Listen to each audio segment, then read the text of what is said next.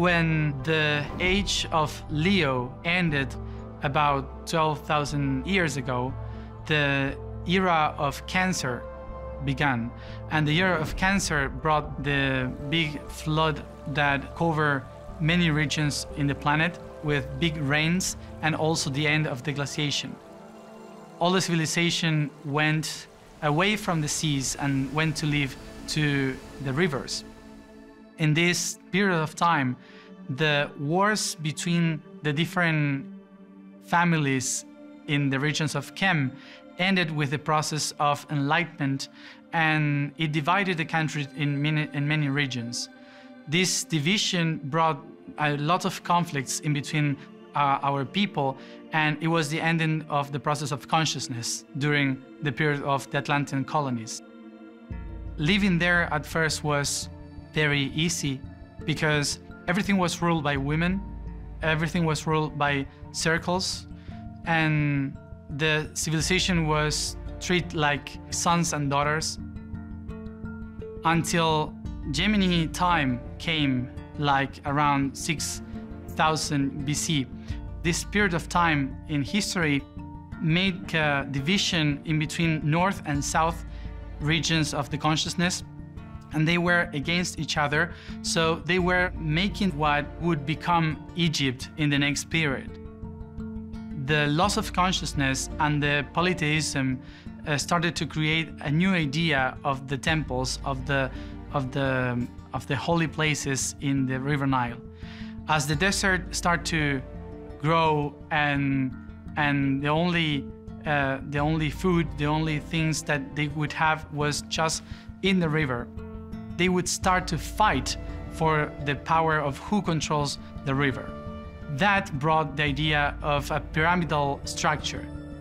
So they created the military, and they started to create the idea of a new country in the era of Taurus 5,000 years ago, where Egypt began. They tried to emulate what Atlantean did 12,000 years ago.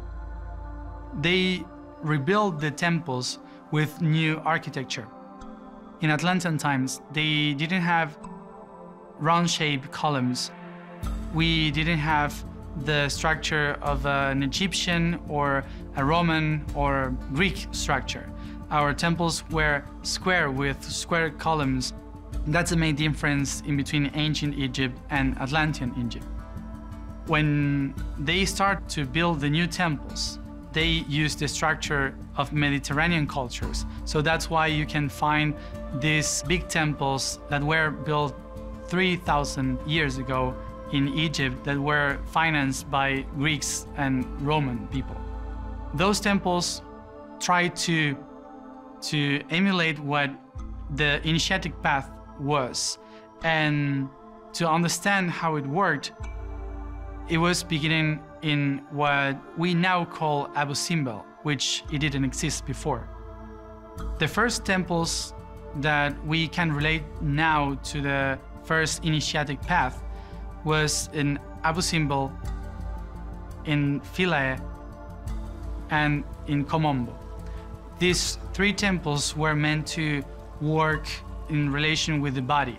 So they would prepare the initiatic people to know how to handle the body, how to understand the importance of the body through the three chakras that represented the root, the sacrum chakra, and the feet. The feet would connect us with the root of the planet, and then the other one with sexuality, and the other one with the creation. These three first chakras would teach us how to go through a process of healing our history, our DNA, and healing our emotions in the way that we can create with neutrality and not through the darkness emotions. We learned in those temples how to handle the most deep and strong emotions in a way that we could understand they were energy. It was not how to control those emotions, but learn how to use the energy of the body in order to bring that energy to enlighten the mind and the heart.